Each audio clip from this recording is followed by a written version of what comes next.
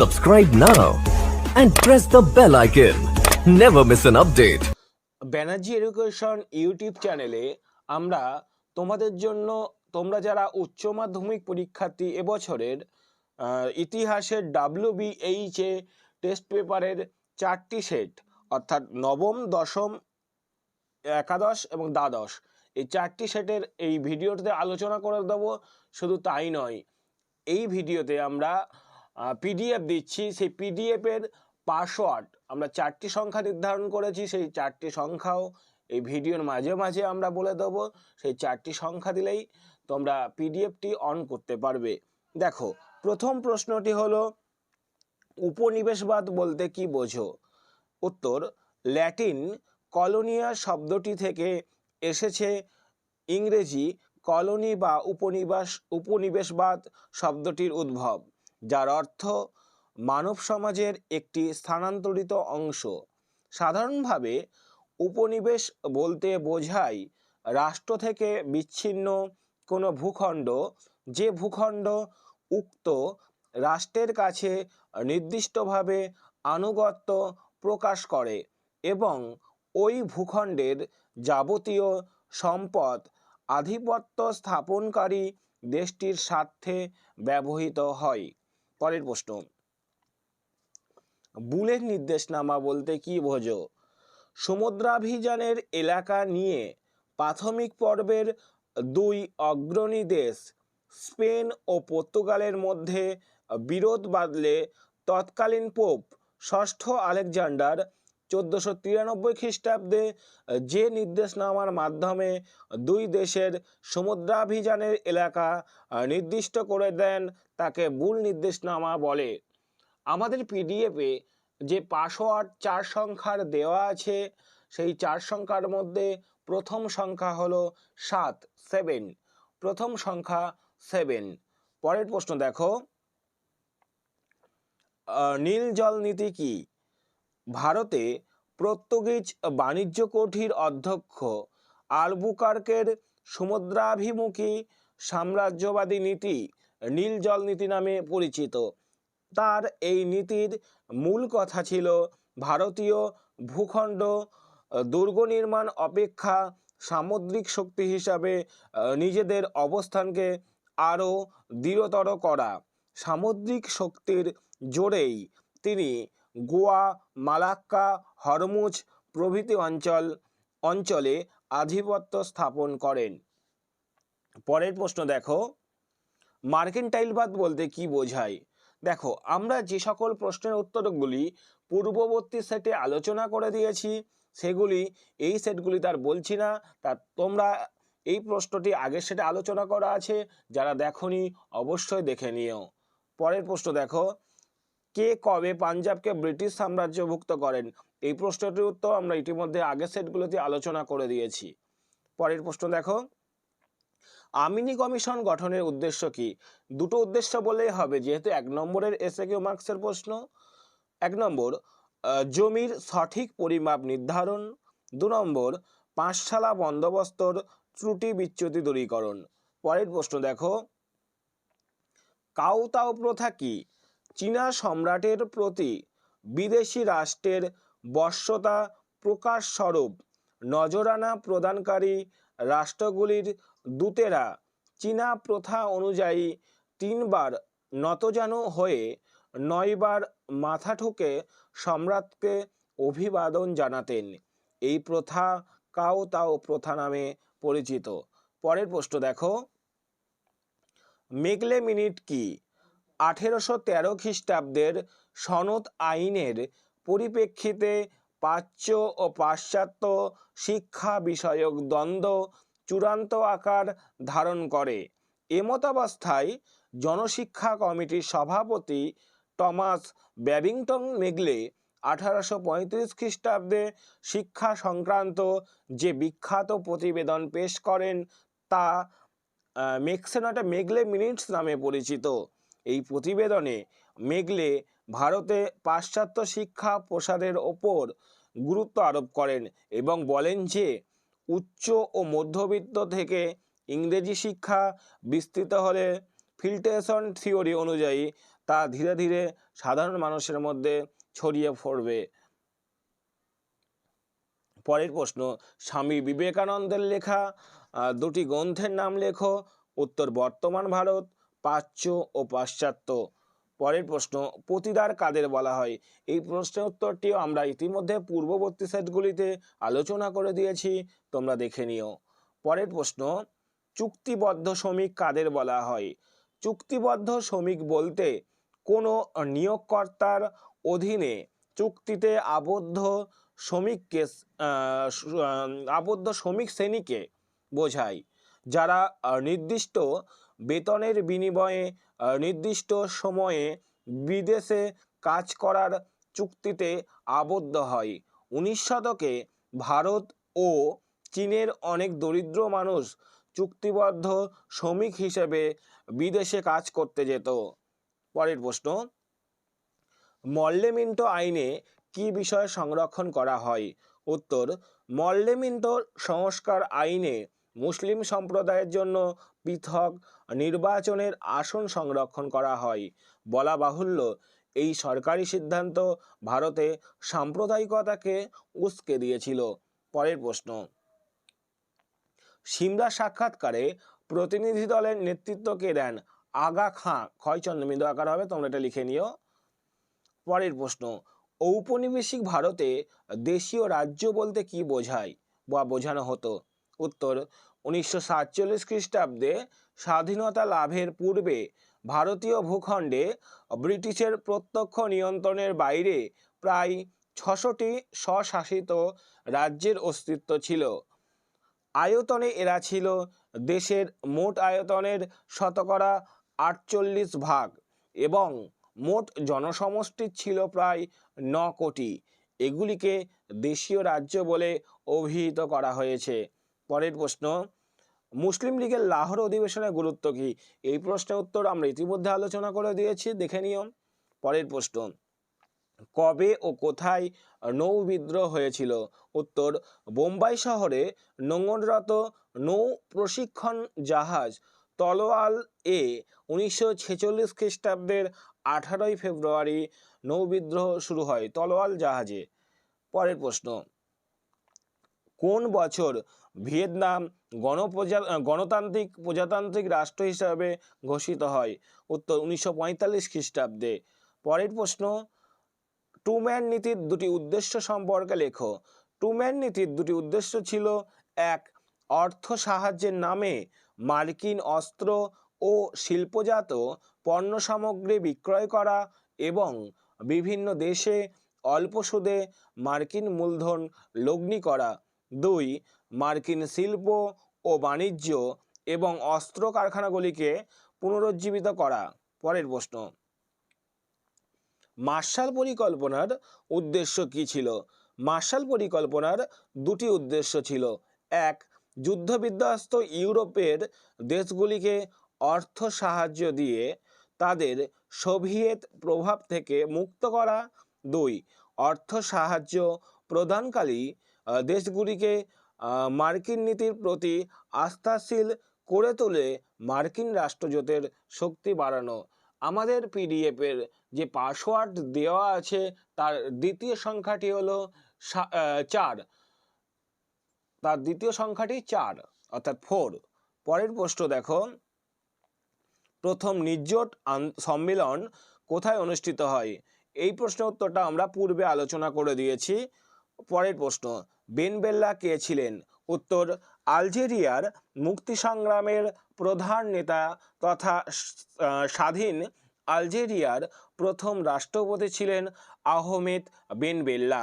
1963 থেকে 65 খ্রিস্টাব্দ পর্যন্ত তিনি এই পদ অলঙ্কিত করেন। তিনি আলজেরিয়ার ন্যাশনাল লিবারেশন ফ্রন্টের অন্যতম নেতা ছিলেন। পরের প্রশ্ন দেখো, কোন বছরকে কেন আফ্রিকার বছর বলা হয়? 1960 সালকে আফ্রিকার বছর বলা হয় কারণ এই বছর আফ্রিকার সবচেয়ে বেশি সংখ্যক অঞ্চল ঔপনিবেশিক শাসনের শৃঙ্খলমুক্ত হয়ে স্বাধীনতা লাভ করে। পরের প্রশ্ন, সার্কের দুটি লক্ষ্য লেখো। ক, সদস্য রাষ্ট্রগুলির আর্থসামাজিক সমৃদ্ধি ও সামাজিক অগ্রগতি ঘটানো। খ শান্তিপূর্ণ সহাবস্থান এবং সদস্য রাষ্ট্রগুলির ভৌগোলিক অখণ্ডতা রক্ষা ও সন্ত্রাসবাদ প্রতিরোধ। পরের প্রশ্ন দেখো, পারস্পরিক সহযোগিতা বৃদ্ধি ও বাণিজ্যিক ও কারিগরি ক্ষেত্রে আদান প্রদানের ক্ষেত্র প্রস্তুত করা প্রভৃতি। এবার দশম সেটের প্রশ্নের উত্তরগুলো দেখো। ক্যাপ্টেন কুক কোন দেশ আবিষ্কার করেন? উত্তর অষ্টাদশ শতকের শেষ পর্বে ইংরেজ নাবিক ও আবিষ্কারক ক্যাপ্টেন কুক নিউজিল্যান্ড, অস্ট্রেলিয়া ও হাওয়াই দ্বীপপুঞ্জ আবিষ্কার করেন। পরের প্রশ্ন দেখো, বাণিজ্যিক মূলধন বলতে কি বোঝায়? উত্তরটি দেখো, শিল্প বিপ্লবের পূর্বে ইউরোপের ঔপনিবেশিক শক্তিগুলি তাদের উপনিবেশগুলিতে পণ্য ক্রয় বিক্রয় তথা বাণিজ্যের সূত্রে যে বিপুল পরিমাণ মূলধন গড়ে তোলে তা বাণিজ্যিক পুঁজি বা বাণিজ্যিক মূলধন নামে পরিচিত। শিল্প বিপ্লবের সুবাদে এই বাণিজ্যিক পুঁজি কমে শিল্প মূলধনে পরিণত হয়ে তাদের মুনাফাকে আরও বাড়িয়ে তোলে। পরের প্রশ্ন, হিলফার্ডিংয়ের লেখা বইটির নাম কি? উত্তর হিলফার্ডিংয়ের লেখা বিখ্যাত বইটির নাম ফ্রেঞ্চ ক্যাপিটাল। গ্রন্থটি ফাইন্যান্স ক্যাপিটাল হবে। হিলফার্ডিংয়ের লেখা বিখ্যাত বইটির নাম ফাইন্যান্স ক্যাপিটাল। গ্রন্থটি 1910 খ্রিস্টাব্দে প্রকাশিত হয়। পরের প্রশ্ন দেখো, বৈদেশিক বাণিজ্য চীনের কোন বন্দর দুটিতে সীমাবদ্ধ ছিল? উত্তর ক্যান্টন ও ম্যাকাও বন্দরে। পরের প্রশ্ন দেখো, কোন ভূমি ব্যবস্থা জমিদারদের জমির ওপর মালিকানা সত্ত্ব দিয়েছিল? উত্তর চিরস্থায়ী বন্দোবস্ত। পরের প্রশ্ন, চীনের কোন বন্দরগুলি চুক্তি বন্দর নামে পরিচিত ছিল? উত্তর ক্যান্টন, সাংহাই, অ্যামোয়, ফুচাও, নিংপো। চীনের এই পাঁচটি বন্দর চুক্তি বন্দর নামে পরিচিত ছিল। নিংপো চীনের এই পাঁচটি বন্দর চুক্তি বন্দর নামে পরিচিত ছিল। পরের প্রশ্ন, তিয়ানজিনের সন্ধি দুটি শর্ত লেখো।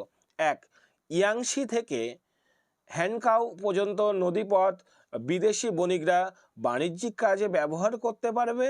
দুই, বিদেশি বণিক কোম্পানিগুলি তাদের কনসাল অনুমোদিত এবং চীনা কর্তৃপক্ষের দ্বারা প্রতি স্বাক্ষরিত পাসপোর্ট নিয়ে চীনের ভিতরে যে কোনো জায়গায় যেতে পারবে।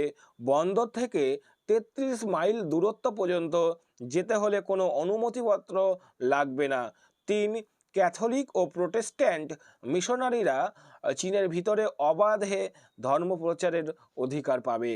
পরের প্রশ্ন দেখো, কবে এবং কেন স্যাডলার কমিশন গঠিত হয়? ভারতে পাশ্চাত্য শিক্ষার পরিকল্পনা রূপায়ণের লক্ষ্যে ব্রিটিশ সরকার 1917 খ্রিস্টাব্দে স্যাডলার কমিশন গঠন করে। পরের প্রশ্ন দেখো, কে কবে রামকৃষ্ণ মিশন প্রতিষ্ঠা করেন? 1897 সালের 1 মে রামকৃষ্ণ পরমহংস দেবের প্রধান শিষ্য স্বামী বিবেকানন্দ রামকৃষ্ণ মিশন প্রতিষ্ঠা করেন। পরের প্রশ্ন, চার্লস উড কে ছিলেন? লর্ড ডালহৌসির আমলে শিক্ষা সংক্রান্ত বোর্ড অফ কন্ট্রোলের সভাপতি ছিলেন স্যার চার্লস উড। পরের প্রশ্ন, চুক্তিবদ্ধ শ্রমিক কাদের বলা হয়? আমরা এই ভিডিওরই প্রথমের দিকে এই প্রশ্নের উত্তরটি আলোচনা করে দিয়েছি। পরের প্রশ্ন দেখো, ব্রিটিশ সরকার কাকে কাইজার ই হিন্দ উপাধি প্রদান করেছিল? উত্তর হবে মহাত্মা গান্ধীকে। পরের প্রশ্ন, খিলাফত আন্দোলনের দুজন নেতার নাম লেখো। আমরা এই প্রশ্নের উত্তর পূর্ববর্তী সেটে আলোচনা করে দিয়েছি। পরের প্রশ্ন দেখো, ভারতে কবে কয়লা খনি কোথায় আবিষ্কৃত হয়? 1814 খ্রিস্টাব্দে রানীগঞ্জে। পরের প্রশ্ন, তাম্রলিপ্ত জাতীয় সরকারের সর্বাধিনায়ক কে ছিলেন? সতীশচন্দ্র সামন্ত। পরের প্রশ্ন, ক্রিপস মিশনের প্রস্তাবে গান্ধীজি কি প্রতিক্রিয়া ব্যক্ত করেন? উত্তর, গান্ধীজি ক্রিপস মিশনের প্রস্তাবের প্রতিক্রিয়ায় বলেন যে এই প্রস্তাবটি ছিল একটি ভেঙে পড়া ব্যাংকের এক আগাম তারিখে চেক কাটার সামিল। পরের প্রশ্ন, মাইলাই ঘটনা কি?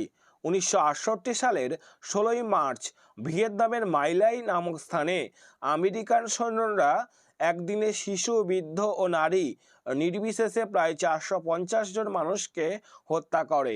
এই ঘটনাই মাইলাই ঘটনা নামে খ্যাত। পরের প্রশ্ন দেখো, ফাল্টন বক্তৃতা কে কবে প্রদান করেন?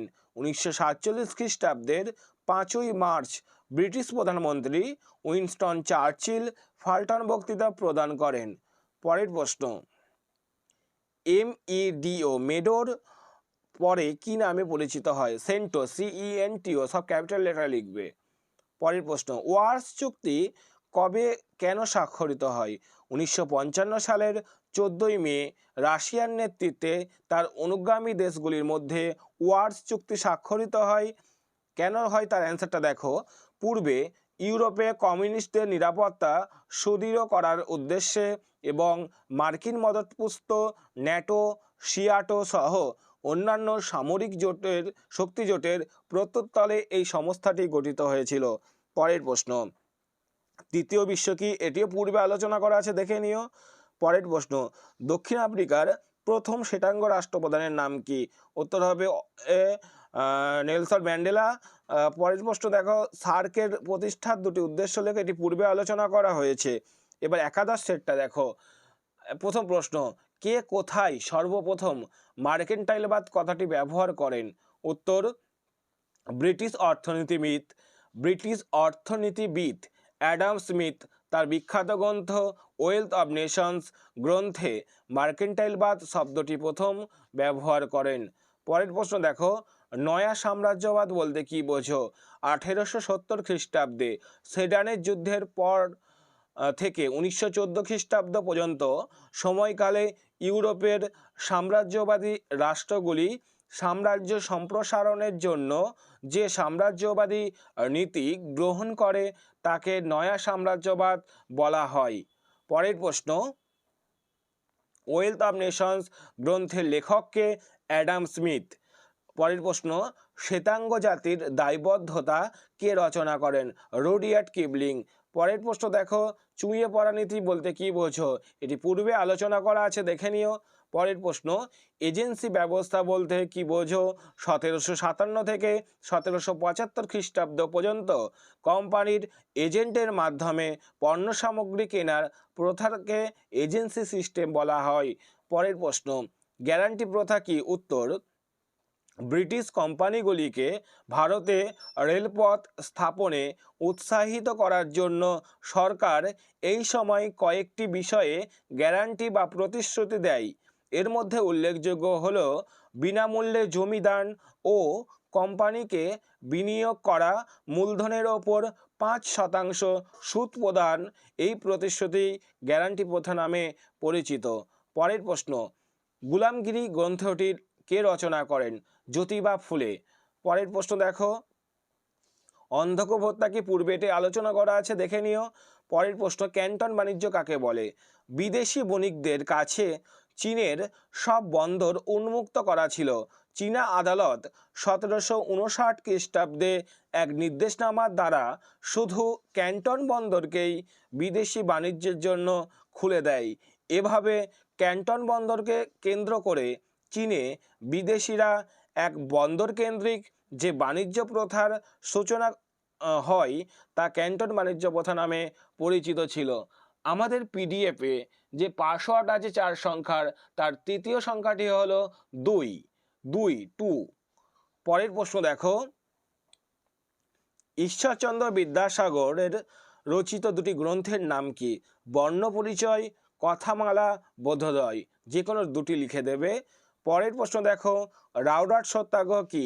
উত্তর, গান্ধীজির নেতৃত্বে কুখ্যাত রাওলাট আইনের বিরুদ্ধে এক দীর্ঘস্থায়ী সত্যাগ্রহ আন্দোলন শুরু হয়। এটি রাওলাট সত্যাগ্রহ নামে পরিচিত।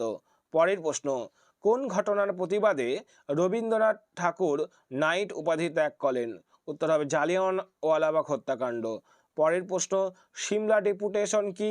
মুসলিম নেতা আগা খাঁর নেতৃত্বে 35 জন ধনী অভিজাত মুসলিমের একটি প্রতিনিধি দল 1906 খ্রিস্টাব্দের 1 অক্টোবর সিমলায় বড়লাট লর্ড মিন্টোর সঙ্গে দেখা করেন এবং মুসলিম সম্প্রদায়ের স্বার্থ রক্ষার দাবি জানিয়ে একটি স্মারকলিপি জমা দেন। এটি সিমলা রেপুটেশন বা সিমলা দৈত্য নামে পরিচিত।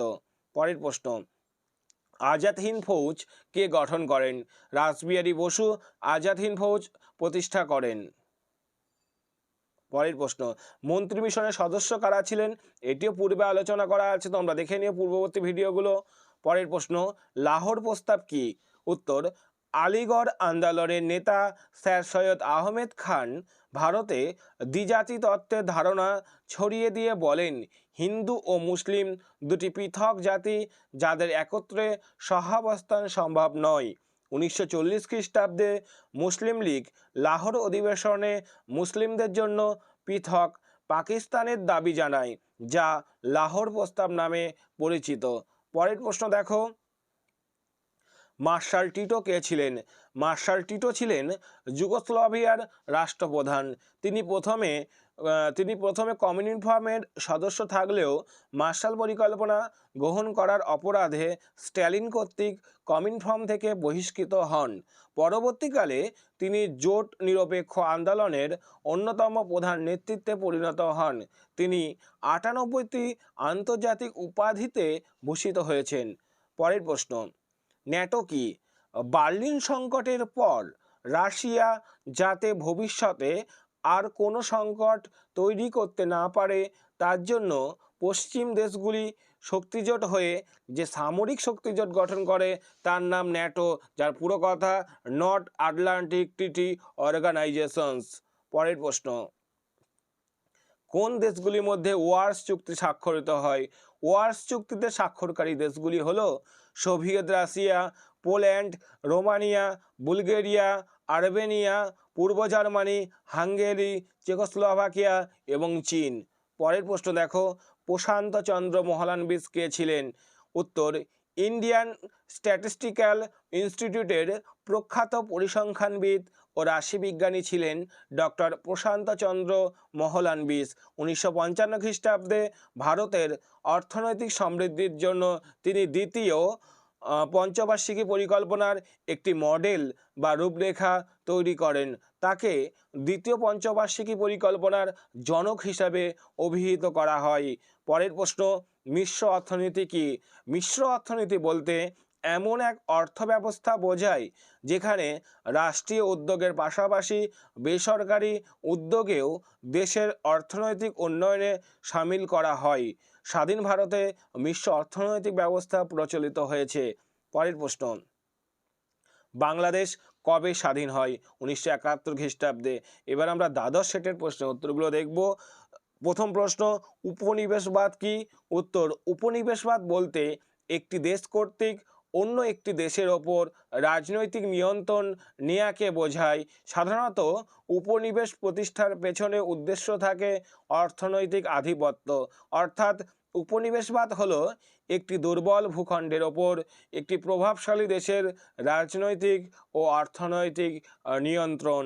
পরের প্রশ্ন দেখো, যোগ্যতমের উদ্যতন বলতে কি বোঝো?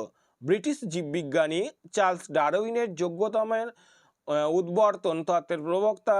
এই তত্ত্বে তিনি বলেছেন, সমগ্র প্রাণীকুলের মধ্যে প্রতিকূল প্রকৃতির বিরুদ্ধে লড়াই করে শুধু যোগ্যতম প্রাণীরাই বিবর্তনের মাধ্যমে নিজেদের অস্তিত্ব টিকিয়ে রাখতে পারবে।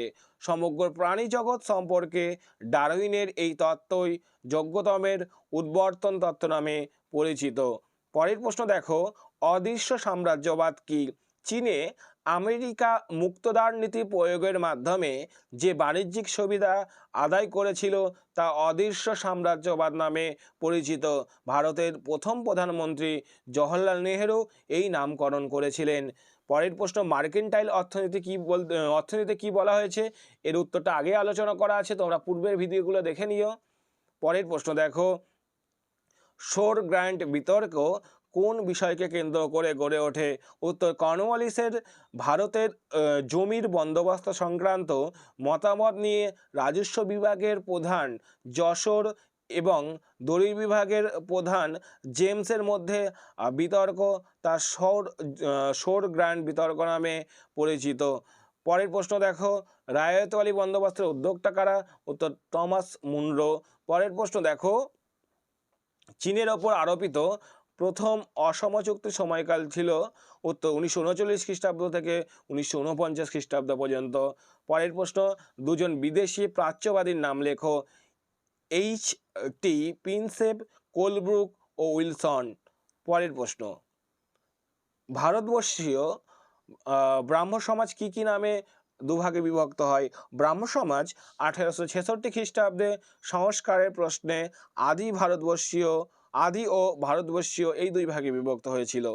পরের প্রশ্ন, শ্রী রামকৃষ্ণের যত মত তত পথ এর মধ্যে দিয়ে কি বোঝাতে চেয়েছেন? ঈশ্বর এক, পথ ভিন্ন। ঈশ্বর এক, পথ ভিন্ন।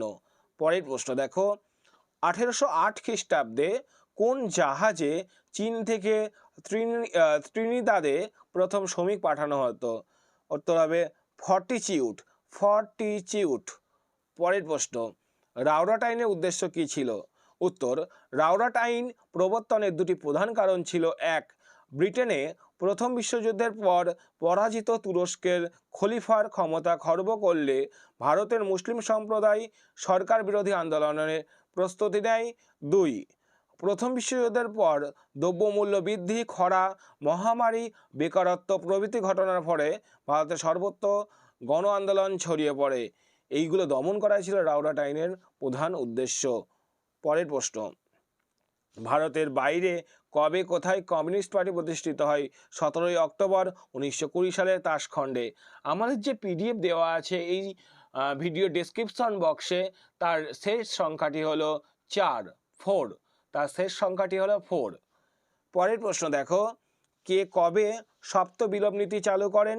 লর্ড ডালহৌসি 1848 খ্রিস্টাব্দে। পরের প্রশ্ন দেখো, কোন আন্দোলনে গান্ধীজির কণ্ঠে করেঙ্গে ইয়ে মরেঙ্গে ধ্বনি শোনা যায়? উত্তর হবে ভারত ছাড়ো আন্দোলনে। পরের প্রশ্ন, আইএনএর পুরো নাম কি? Indian national army. পরের প্রশ্ন, ইন্দোনেশিয়ার রাজধানী কোথায়? উত্তর হবে জাকার্তা। পরের প্রশ্ন, মার্শাল পরিকল্পনা কি? ট্রুম্যান নীতির সূত্র ধরে মার্কিন পররাষ্ট্র সচিব জর্জ সি মার্শাল 1947 খ্রিস্টাব্দে 5 জুন যুদ্ধ বিধ্বস্ত ইউরোপে সাম্যবাদের প্রসার রোধ করার জন্য আর্থিক পুনরুজ্জীবনের যে পরিকল্পনা পেশ করেন তা মার্শাল প্ল্যান নামে পরিচিত। পরের প্রশ্ন, ভারতের কোন প্রতিবেশী রাষ্ট্র স্যাটোর সদস্য ছিল? উত্তর হয় বাংলাদেশ। পরের প্রশ্ন, সুয়েজ সংকটে ভারতের হয়ে নেতৃত্ব কে দিয়েছিলেন? VK কৃষ্ণ মেনন। পরের প্রশ্ন, বাংলাদেশের পার্লামেন্টের নাম কি? জাতীয় সংসদ। পরের প্রশ্ন, ভারতে মহাকাশ কর্মসূচির জনক কাকে বলা হয়? বিক্রম সারাভাইকে। পরের প্রশ্ন, মিশ্র অর্থনীতি কাকে বলে?